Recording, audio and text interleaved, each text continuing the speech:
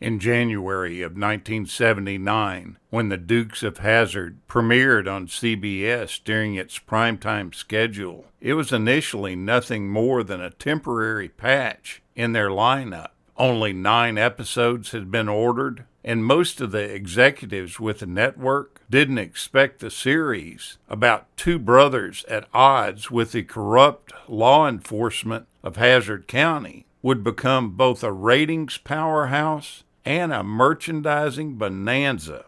The chairman of CBS absolutely hated the show. He never quite bought into the idea of spinning his opinion to match the company's line.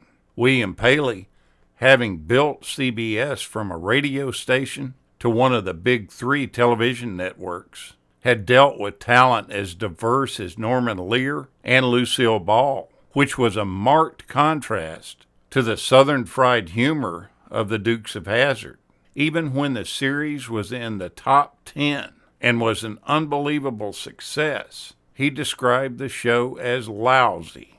When the show began casting in 1978, the producers threw out a pretty wide net searching for the leads in the series. Dennis Quaid was among those interested in the role of Luke Duke, which eventually went to Tom Wopat. But Quaid had a condition for his employment. He would only agree to do the show if his then-wife, P.J. Soles, was cast as the Duke's cousin, Daisy.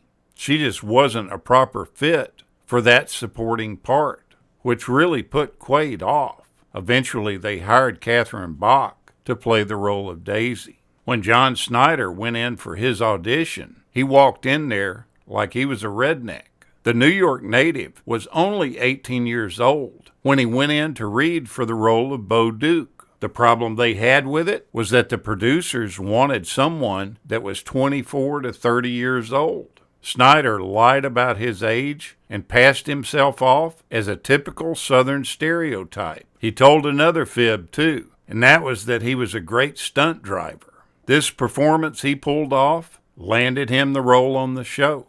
While the lead characters of the show were really the stars, but both of those actors and the show's producers quickly found out that the main attraction was the 1969 Dodge Charger, dubbed the General Lee.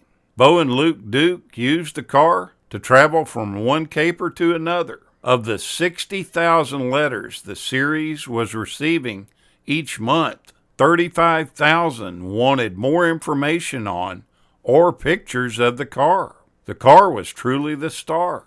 The leads in the series walked off the show in 1982 after demanding a cut of the show's massive merchandising revenue, which was at that time estimated at more than $190 million in 1981 alone.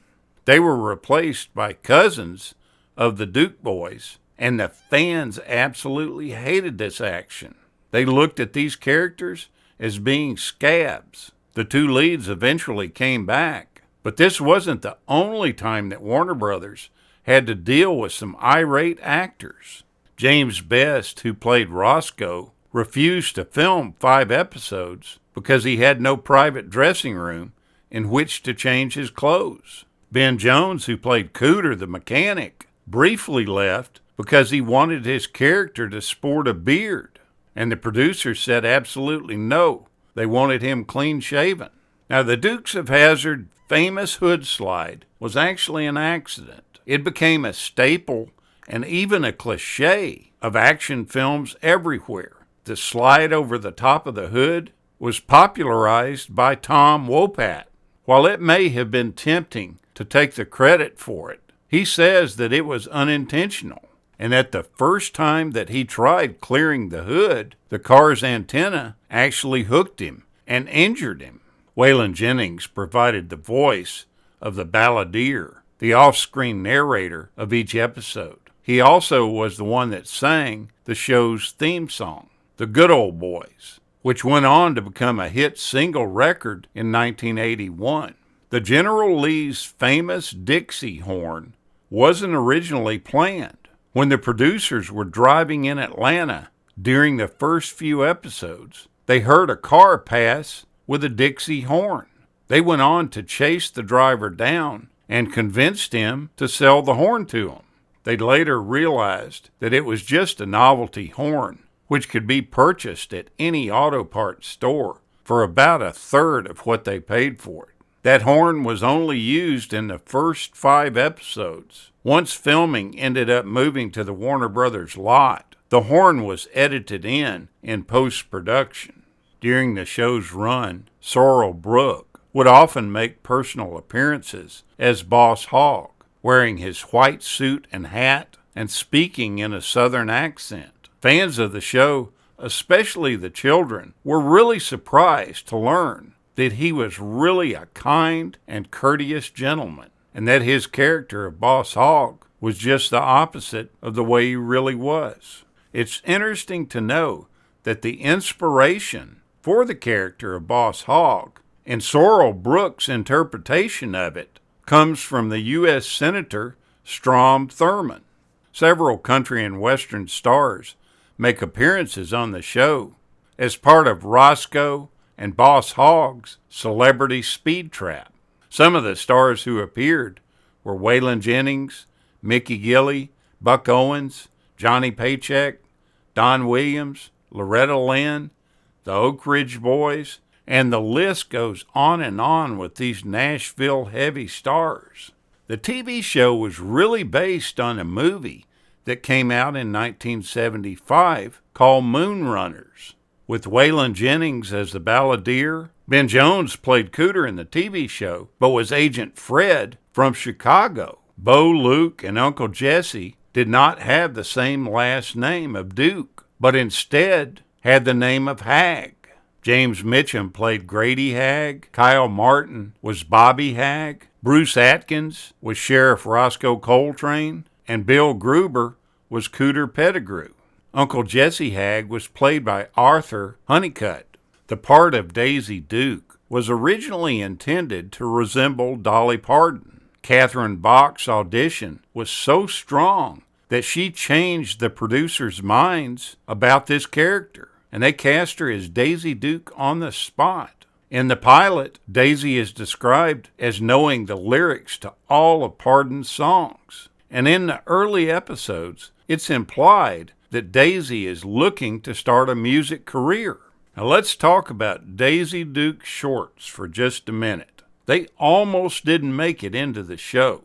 When the network executives saw her wearing these shorts for the first time, they were taken back by it. The initial thought was that she would wear an outfit that almost had a look of a checkered tablecloth. Catherine Bach took it upon herself to come in with these personal shorts of hers, and the producers of the show absolutely loved it. But the executives with the network saw it totally different, and they said she couldn't wear them. They argued back and forth about this. Eventually, the executives gave in and allowed her to wear them with one condition. She had to wear pantyhose underneath them so that nothing could accidentally be revealed. This action by the studio, by trying to divert attention from her outfit, as they originally hoped, did just the opposite. The pantyhose highlighted her long, shapely legs, turning Bach into a 1970s TV sex symbol.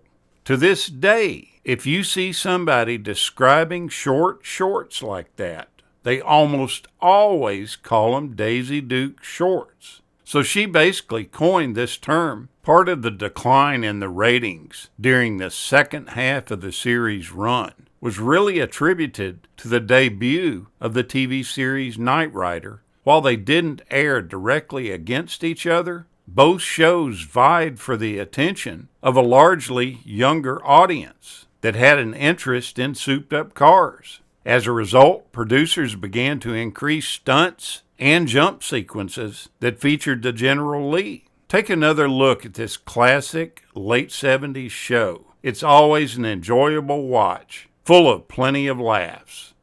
Thank you so much for watching, and we'll continue to chase the classics.